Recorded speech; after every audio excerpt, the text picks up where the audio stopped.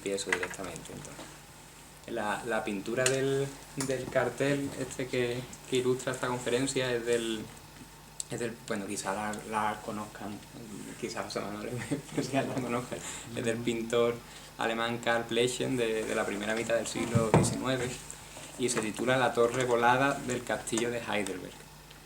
En español se suele llamar la torre en ruinas del castillo de Heidelberg, pero el alemán dice más, dice gesprengt, que es volada, hecha a saltar por los aires. La voladura en cuestión tuvo lugar en 1693, en el transcurso de la Guerra de Sucesión del Palatinado, o Guerra de los 9 años, entre Luis XIV de Francia y la Gran Alianza de Viena, que por cierto incluía España. Vamos, eso es anecdótico. He elegido esta imagen para ilustrar el tema de la conferencia por varias razones.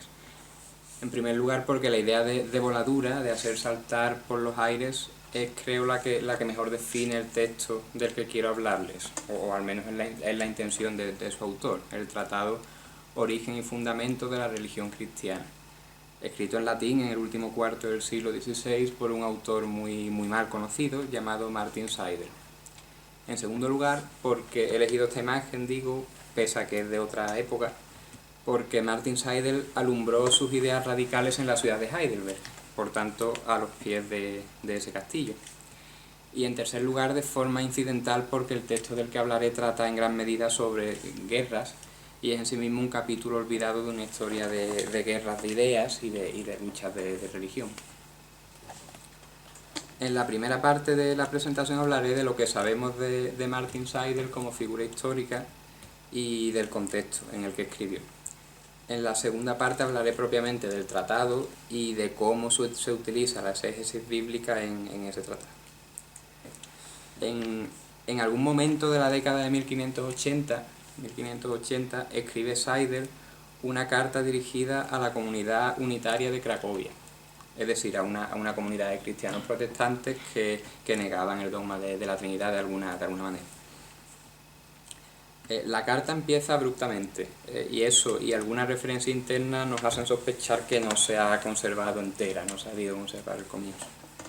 Empieza directamente la carta, digo, afirmando que Jesús no pudo ser el Mesías porque los profetas del Antiguo Testamento habían prometido un rey terreno, como lo fue David, y un reino terreno, como lo fue el reino de Israel bajo David, y dado que Jesús no había conseguido tal reino terreno, no pudo ser ese rey prometido. Lo dice en forma de silogismo.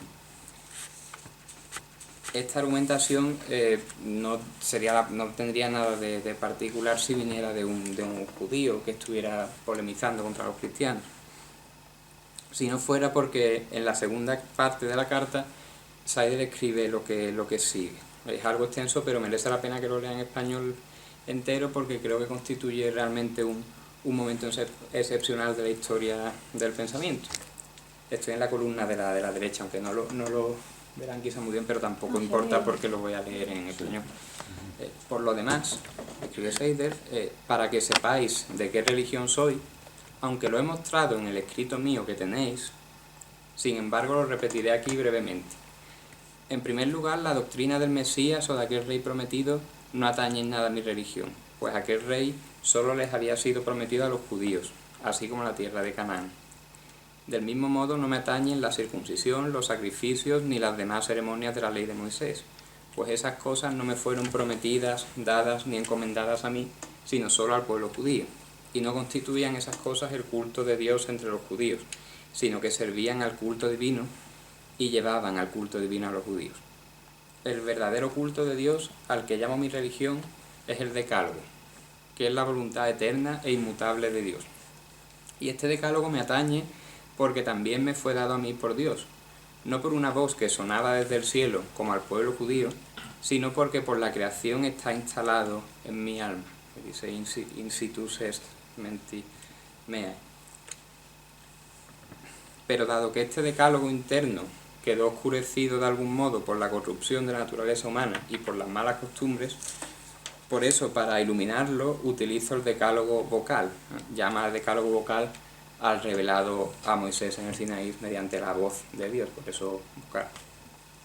Este decálogo vocal me atañe lo mismo a mí que a todos los pueblos, porque concuerda con el decálogo connatural a nosotros, es más, porque es uno y el mismo decálogo.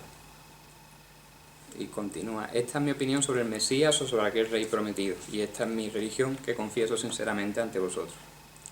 Y todavía sigue la carta en una edición posterior, de la que enseguida diré algo más. En esta primera edición la carta termina ahí, en la segunda, a la que me referiré después, continúa un poco, con una parte biográfica. Y no he venido hasta aquí, continúa, porque dude de mi religión. En ningún modo quiero cambiarla, pues sé que ella sola es la más verdadera y la más segura. Sino por esta razón, como dije al principio, y esto no lo ha dicho al principio, por tanto posiblemente la carta no está entera. Por esta razón, porque he perdido la esperanza en mis paisanos alemanes, a los que hasta ahora he intentado con mis escritos apartar de la idolatría durante algunos años, y con tanto empeño que al final quise hablar con ellos de este tema, incluso con peligro real de mi vida.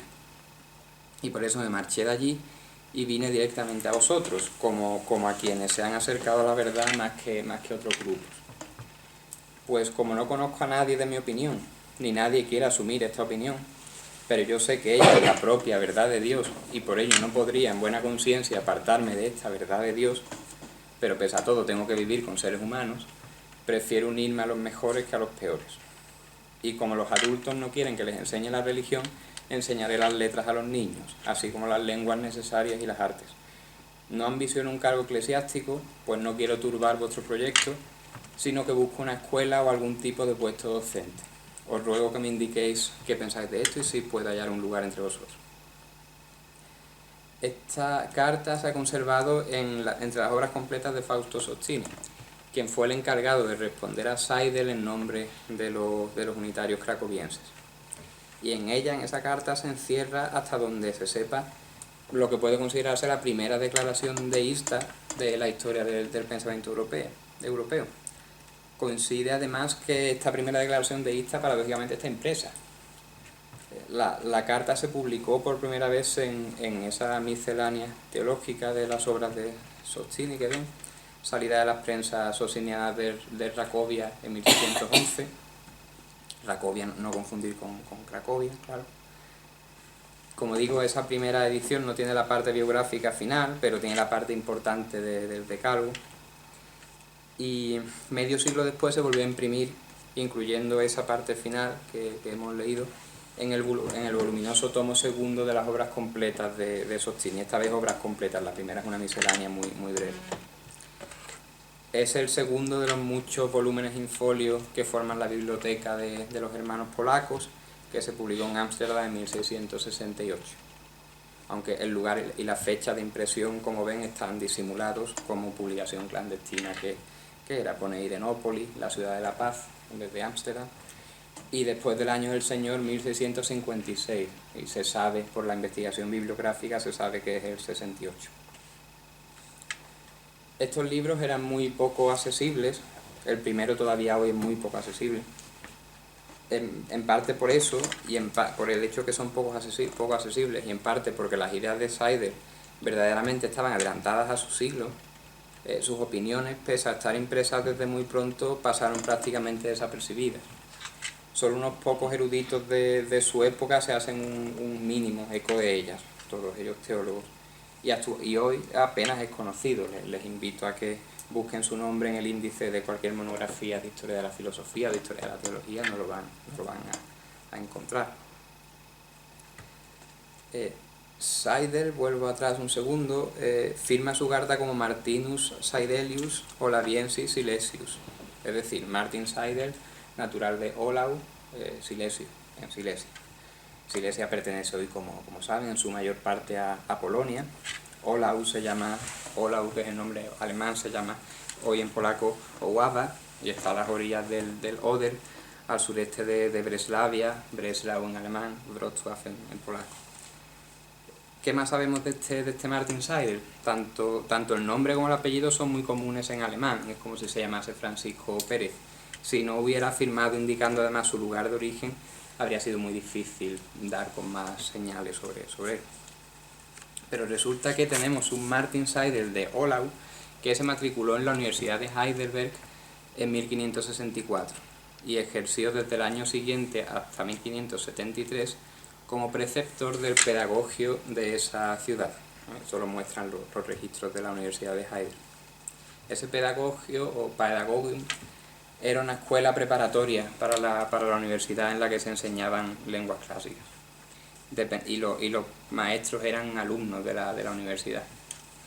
Dependía de la universidad y del consejo eclesiástico de la ciudad, que dicho sea de paso era en estos tiempos de confesión reformada. Seidel era maestro de la sexta clase, es decir, de los alumnos más pequeños, y no tardó mucho en dar problemas. Sabemos que en 1568 el consejo eclesiástico lo denunció ante la asamblea de la universidad y le pidió al rector que lo expulsase de su cargo porque habrían descubierto que era, y cita, un arriano que negaba la autoridad de todo el Nuevo Testamento. Esta es el acta en cuestión. Ante esta denuncia, el rector, que a la sazón era el médico Thomas Erastus, una figura famosa del Renacimiento tardío alemán, que seguramente conoce, un médico, ordenó una investigación del asunto. Sin embargo, dicha investigación no debió de acabar mal para Seidel porque consta que no fue destituido y que siguió todavía dando clases hasta el 73, como digo. Y en el 73 se fue por su propia voluntad, protagonizando una huida que tiene algo de espectacular, como veremos ahora. Quizá había estado meditando esta huida desde hacía tiempo, pero la gota que colmó el vaso fue probablemente la decapitación pública de Johann Sylvan el día antes de Navidad, de 1572. Sylvan era un sacerdote que había sido apresado 2 años antes, acusado de mantener en secreto ideas antitrinitarias, y formaba parte de un pequeño núcleo de ministros antitrinitarios. Con el término antitrinitarismo, bueno, esto realmente mi audiencia lo sabe, así que lo digo brevemente, preparado para una audiencia más general, pero ustedes saben de sobra que es un heterogéneo movimiento, más bien un grupo de movimientos de la Edad Moderna que niegan de distintas maneras el dogma de la Trinidad. Cada uno tiene sus propias concesiones teológicas. Pero sin embargo lo que me interesa aquí es que los antitrinitarios eran, como fuese, eran cristianos, en tanto que creían que Jesús era el Cristo, el Mesías, independientemente de qué naturaleza le atribuyeran. Seidel, en cambio, negaba la mayor, mantenía que ni Jesús ni el Mesías prometido que ni Jesús era el Mesías, ni aunque lo fuese atañía nada a nadie que no fuese judío. Y sin duda, cuando vio cómo le cortaban la cabeza a Johann Sylvan en la plaza del mercado, además muy cerca de donde él daba clase, a un cristiano al fin y al cabo, Seidel tuvo que temer muy realmente por su vida, y no es raro que en cuanto empezó a despuntar la primavera y los caminos volvieron a ser practicables, se fueron. Llegado el momento, le pidió permiso al rector para marcharse de vacaciones unos días a Estrasburgo, y cuando ya estaba alejado de Heidelberg, hizo llegar por medio de un mensajero un manuscrito y una carta dirigida al rector en la que le decía que no pensaba volver nunca más, y le pedía además que diera a conocer el manuscrito adjunto a todos los profesores de la universidad y al consejo eclesiástico. En cambio, el consejo eclesiástico, para su indignación, no llegó a conocer el texto, porque alguien lo destruyó antes, seguramente una mano amiga, que quiso evitar que se retuviese esa prueba condenatoria contra Seidel.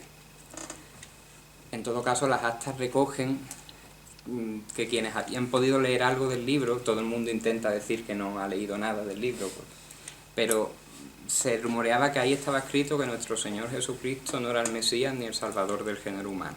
Eso es cita. Por entonces Seidel debía de tener algo menos de 30 años, si consideramos la fecha de su matrícula. Lo siguiente que sabemos de él lo sabemos por las cartas que hemos visto al principio escritas a los antitrinitarios de Cracovia, que deben pertenecer a la década de 1580, aunque no están fechadas, por la circunstancia de que el que respondiera fuese Fausto Sottini, porque él solo estuvo en Cracovia en la década de 1580 y a intervalos más irregulares en la de 1590. Es decir, las cartas se escribieron en torno a una década después de los sucesos de Heidelberg. Seidel andaría en torno a los 40. Hemos visto que hacía en esa primera carta una orgullosa profesión de sus creencias, a las que dice que no va a renunciar, y al mismo tiempo pide un puesto de maestro de escuela entre los unitarios, porque considera que estos son el grupo cristiano que más había acercado a la verdad o que menos equivocado estaba. No debe sorprendernos que los antitrinitarios polacos lo rechazasen. A la carta de Seidel responde Sottini deteniéndose en los aspectos de exégesis bíblica que Seidel ha aducido para refutarlos. Seidel vuelve a insistir y el intercambio de cartas, que son 3 cartas de Seidel con sus respuestas, se detiene en aspectos de exégesis bíblica, a los que me referiré en la segunda parte. Y no menciona nada de la petición de Seidel.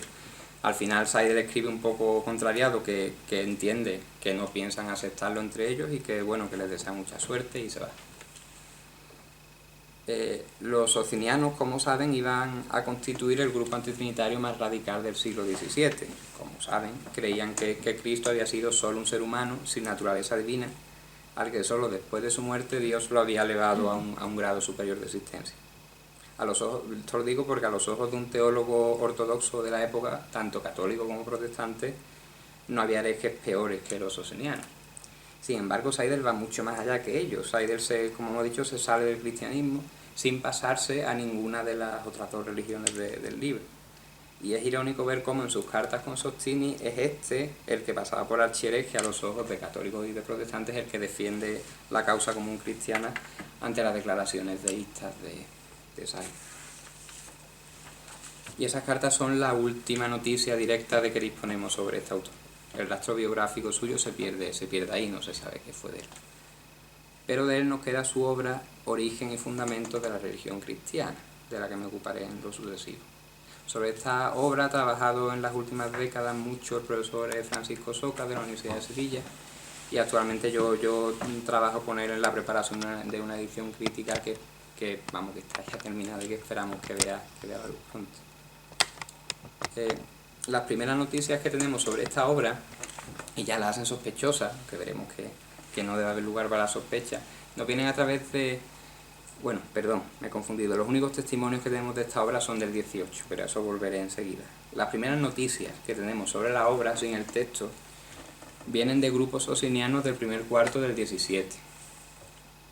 Recordemos que en la primera carta de Seidel a los unitarios mencionaba un escrito suyo detallado, y es probable que fuera esa una versión del tratado que hoy en día conocemos, o tendría que ser una versión posterior por una serie de circunstancias. En todo caso, el testimonio directo más temprano que tenemos data de... Está como en el caso de las cartas, también está impreso, y un año en el que podría ser que Seidel estuviera todavía vivo, pero en ese caso rondaría los 80, y se encuentra en una obra de un teólogo luterano, Jacob Martini, de la Universidad de Wittenberg. Martini cuenta ahí que le había llegado por vía de un alumno un manuscrito titulado Origen y Fundamentos de la Religión Cristiana, lo tienen ahí al principio de la columna de la derecha, y Martini pues decide escribir una refutación del mismo, dentro de una obra en 3 volúmenes que estaba publicando, titulada De Tribus Elohim, sobre los 3 Elohim, sobre las 3 personas divinas, diríamos por la forma, es el sentido que parece que quiere darle el teólogo, aunque, bueno, los hebraístas saben que es el sentido que es en cualquier caso un escrito en contra de antitrinitarios de toda clase que estaban floreciendo en aquella época. Y el último volumen, el tercero, va dirigido contra, como ven en el subtítulo, los judíos y los semijudaizantes. Y entre los semijudaizantes incluye a Seidel. Ese término para referirse a Seidel lo había utilizado ya el propio Sottini, en la idea que sin hacerse judío, por tanto no judío del todo, negaba que Cristo fuera el Mesías, por eso lo llaman semijudaizante. Martini dice que ese manuscrito era anónimo, pero es extraño que no haga él mismo la conjetura de que el autor fuera Seidel, porque apenas unas páginas antes se ha estado ocupando de las cartas entre Sottini y Seidel, que conocía por la edición de 8 años antes.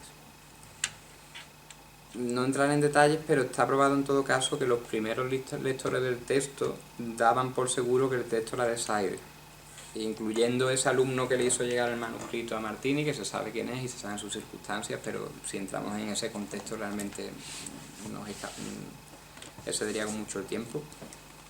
Entre los socinianos se daba por seguro que un escrito llamado Origen y Fundamento de la Religión Cristiana era de este Seidel que escribió a Sottini.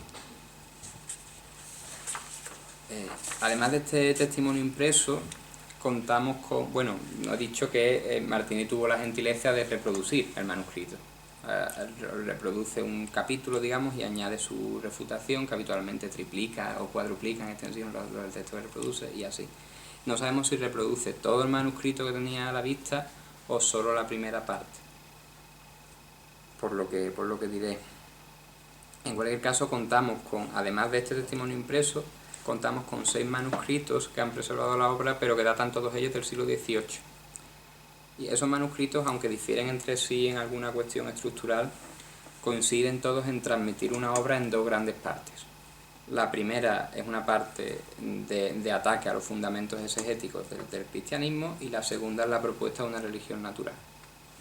La primera parte, Seidel se esfuerza en demostrar que el reconocimiento de Jesús como Mesías se basa en una mala interpretación del Antiguo Testamento, pero afirma además que la promesa del Mesías ya no tenía validez en los tiempos de Jesús ni nunca después, porque los judíos no habrían cumplido la condición con la que se les prometió.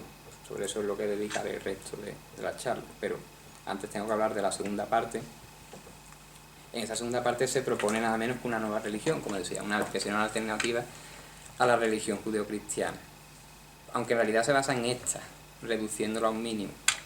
Esta religión verdadera habría de basarse en el reconocimiento de Dios en las obras de la naturaleza, el clásico argumento del designio cósmico. Y en cuanto a la organización ritual de esa nueva religión, se limitaría a proponer una serie de oraciones individuales durante el día y una oración colectiva una vez a la semana, que Seidel dice que bueno que sea el domingo, ya que están acostumbrados a que sea el domingo, que siga siendo el domingo. Y en esa oración dominical se leerían algunos pasajes bíblicos de alabanza a Dios, sobre todo del libro de los Salmos. No habría bautismo, ni circuncisión, ni ninguna otra marca externa del creyente, y lo más importante es que en cuanto a la moral propone que se limite a la observancia rigurosa del decálogo.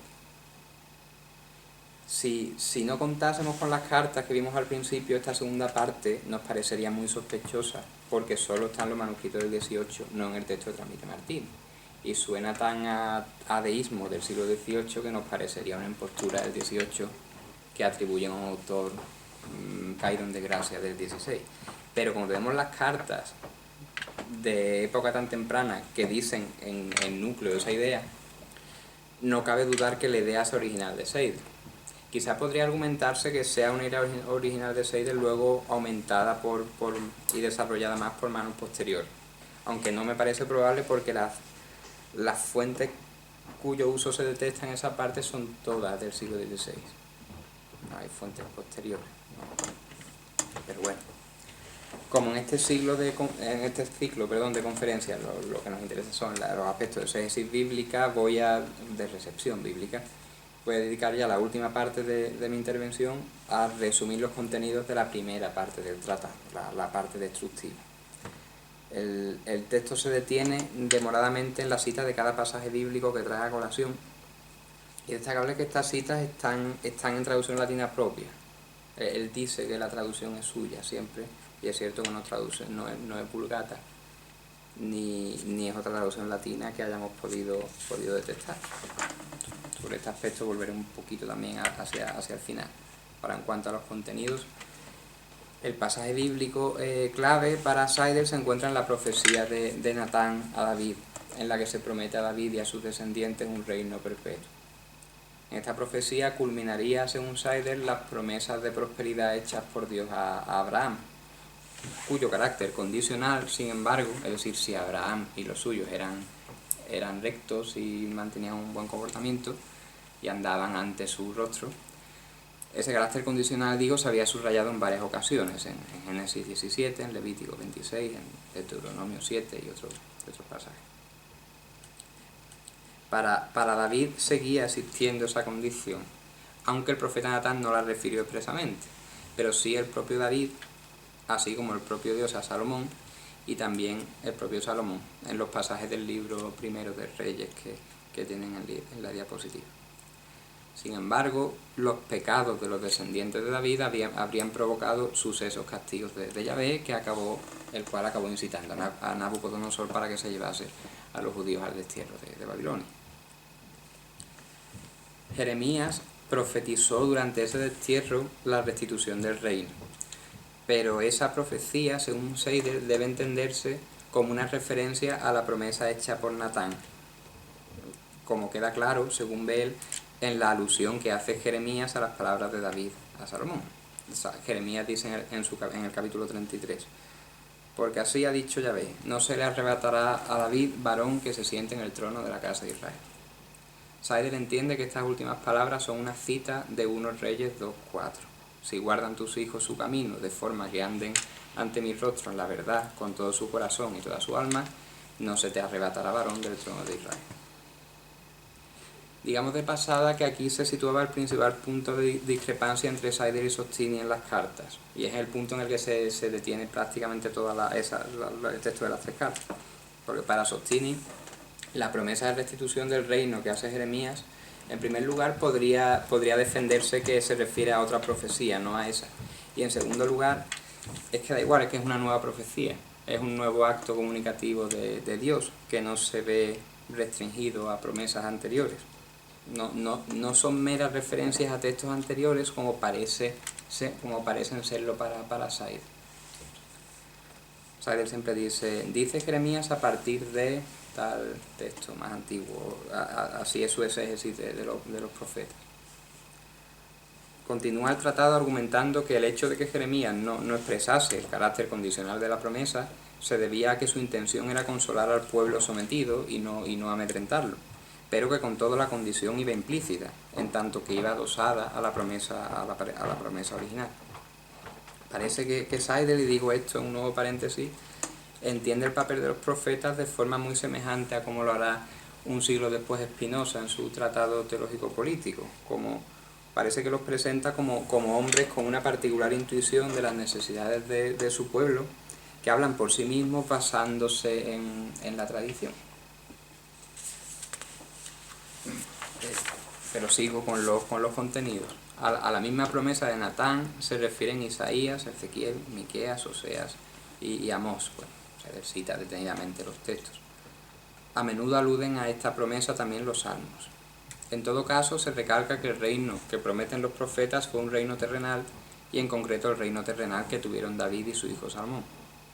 En definitiva, el razonamiento de Seidel implica, aunque no llegue a escribirlo expresamente, que las profecías hechas a partir del exilio de Babilonia no constituyen verdaderas profecías, sino el mero recuerdo de profecías anteriores cuya validez dependía estrictamente de la condición de obediencia a la que iban ligadas. La extinción de la descendencia de David puso por fin de manifiesto que dichas profecías habían expirado, de modo que en la actualidad los judíos no tienen ya motivos para esperar a ningún Mesías, lo dice expresamente. En efecto, el autor afirma en este punto que cuando nació Jesús hacía ya tiempo que la descendencia de David se había extinguido, y constata que ningún descendiente de David reinó en el espacio comprendido entre el exilio de Babilonia y los tiempos de Jesús. Sin embargo, continúa Seidel, consta que Jesús se tuvo a sí mismo por Mesías y que como tal fue crucificado. Él aduce los 2 pasajes de Mateo. Cuando Pilato le pregunta si es el rey de los judíos, dice Jesús, tú lo dices, y se interpreta, es decir, así es. O el famoso cartel de la cruz. Sus seguidores se llamaron cristianos por Cristo, traducción griega del hebreo Mesías, que vale por rey. Por tanto, la religión cristiana habría de llamarse en latín real o regia. Y a sus adeptos los llama Seidel irónicamente reyecitos, por esa etimología y por el hecho de que creyeran que iban a ocupar un puesto de preeminencia en el reino de Dios. Se presenta en este punto un interesante aserto programático que está ausente en la tradición manuscrita, pero sí en el impreso de Martini. Dice, contra estos reyesitos y contra su religión regia me he propuesto disputar aquí, y ello por la causa siguiente, para sacar de su error a esos pobres reyesitos y para defender la gloria de Dios Yahvé óptimo máximo, al menos en la medida en que me sea posible. Pasa entonces el texto a considerar los principales apoyos bíblicos en los que se basa la doctrina cristiana del Mesías. Sí, bueno, me detengo en esto, pero sí que esta parte es la menos novedosa, digamos, porque no se distingue de la polémica judía anticristiana al uso. En primer lugar, aborda las genealogías de Jesús que se encuentran al principio de los evangelios de Mateo y Lucas, para mostrar que se contradicen entre sí y que de ellas no puede constar que María fuera de la descendencia de David. Tampoco constaría a partir de ellas que lo fuese José, pero es que aunque José lo fuera, argumenta Seidel, sería irrelevante, pues Jesús no era hijo de José, solo era en apariencia. A continuación la atención se centra en el 7º capítulo de Isaías, pues a este pasaje alude el ángel que se apareció a José. Un ángel se apareció en sueños a José, diciendo: José, hijo de David, no temas unirte a tu esposa, pues lo que se ha hecho en ella viene del Espíritu Santo, y parirá a un hijo y llamará su nombre Jesús, pues él salvará a su pueblo de sus pecados. Y se hizo todo esto para que se cumpliera lo que había sido dicho por Dios a través del profeta, que dijo: he aquí que concebirá una virgen y parirá un hijo y llamará a su nombre Emmanuel, que si se traduce quiere decir Dios con nosotros. Es esta, como se sabe, cita de Isaías 7:14. Así que a continuación Seidel cita y comenta por extenso todo el capítulo 7 de Isaías, con la intención de probar que no se trata ahí del nacimiento del rey prometido, sino de un niño no identificado. Este nacimiento que se describe en Isaías habría de servir como signo para el rey Acaz, rey de Judá, de que Dios iba a ayudarle contra el rey de Siria y el rey de Israel, que se habían aliado contra él. Por esa razón el niño habría de llamarse Emmanuel, es decir, Dios con nosotros, porque Dios los iba a ayudar. Por esa razón, no porque fuera el mismo un Dios encarnado.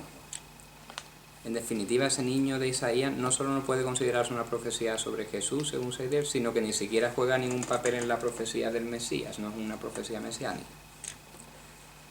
Todavía dentro de ese crucial versículo de Isaías, Seidel considera la cuestión de la mujer que habría de parir al niño.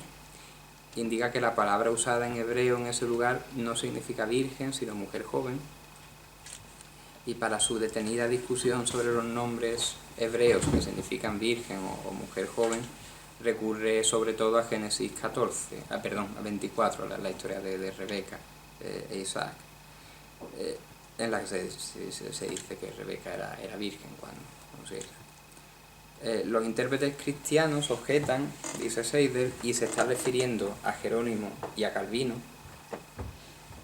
Es significativo porque a Calvino lo cita mucho sin decir su nombre a partir de aquí. Los intérpretes cristianos objetan que si el niño que iba a nacer en la profecía de Isaías nacía de forma normal, no podría identificarse como un signo, porque no podría identificarse ese signo de Dios, porque era un suceso normal. Seidel responde que pueden tenerse por signo de Dios sucesos no sobrenaturales, y recurre, por ejemplo, a 1 Samuel 10, donde se describe el encuentro de Saúl con sucesivas personas, que se toma como signo de Dios, que habría de encontrarse con esas personas, y esos encuentros ocasionales no son nada sobrenatural. Y es más, aunque el hebreo usase la palabra específica, perdonen que no digan las palabras hebreas porque temo no pronunciarlas correctamente, por eso no las digo. Pero, aunque el hebreo usase la palabra específica para virgen, en el caso de la profecía del niño, no podría concluirse de ahí que Isaías se estuviese refiriendo a un nacimiento sobrenatural, pues dice Seidel: yo también puedo decir de alguna virgen, esa virgen parirá unos hijos hermosos, considerando su porte o su belleza, y nadie estará tan loco como para entender de esas palabras que yo quiero que aquella mujer tenga hijos en semilla de varón. A continuación se ocupa del capítulo 53, pero todavía no estoy aquí, perdón.